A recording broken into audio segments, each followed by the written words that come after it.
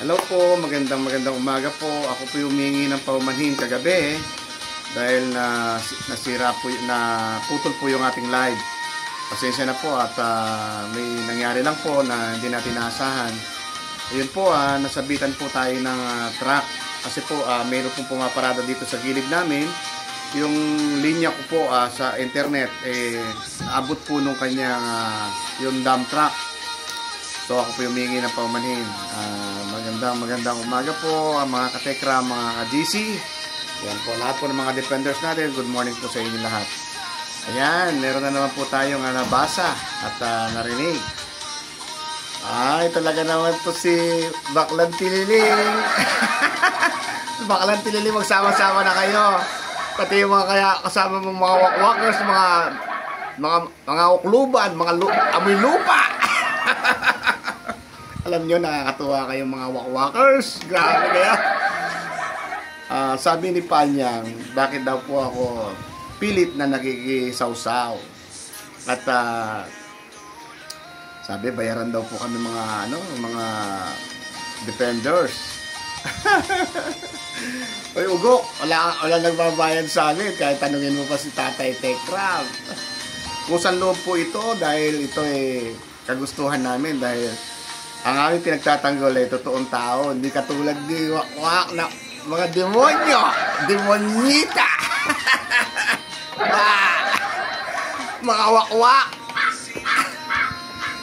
Alam nyo, sabi daw po niya sa akin, ano daw po ang naiambag ko sa bata? Bakit daw po ako masyadong makapagmura sa kanya? Alam nyo mga katekram, malaki po naiambag natin dyan sa bata na yan. Unang-una, kay Panyang na bading na may tililing. Tililing, naiambag ko sa'yo, di ba?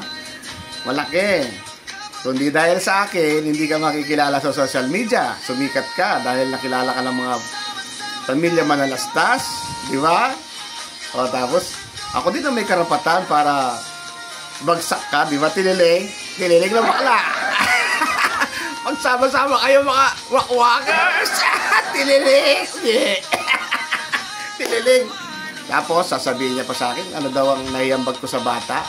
Uy, nakalimutan mo na ba? Ako, naiambag ko sa bata, yung kahit pa paano, magandang asal, yung mga naituturo ko sa kanya dati, di ba? Tapos, niwinakwak niyo. Kaya, lahat ng mga tinuro natin sa bata na yan na walang kayabangan ng nasa katawan sa oras na ito. Wala po akong pakialam dyan sa bata na yan. Sa inyo na siya, mga wakwakers. Kala nyo nakakuha kayo ng ginto, ano? Tanso lang yan. Ibenta nyo sa ibenta nyo sa junk shop. Mga wakwak na mga amoy lupa.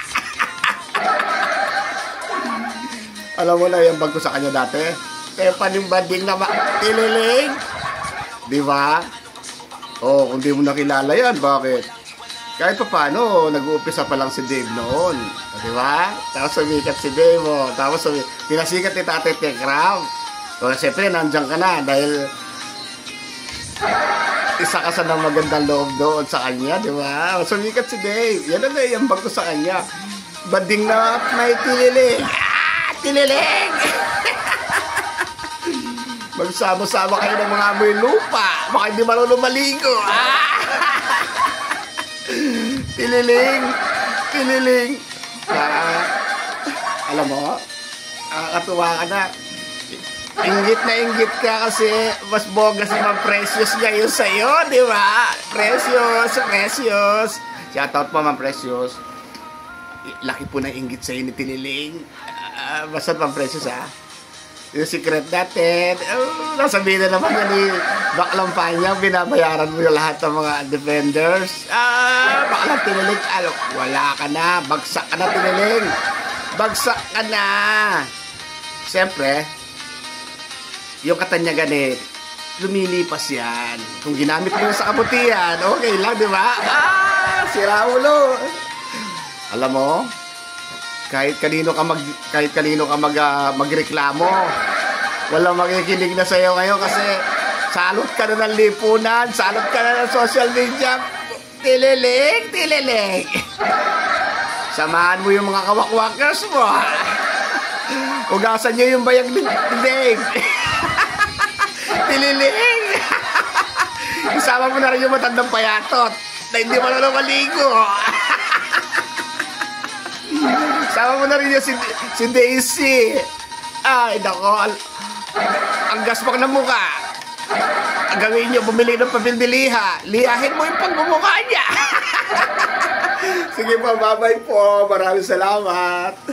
Thank you po mga kamamsi, mga ka-JC, mga ka-Tekram. Ingat po tayo. Lagi po natin tatandaan, si God po ang lagi namumuna sa ating buhay. Maraming salamat po.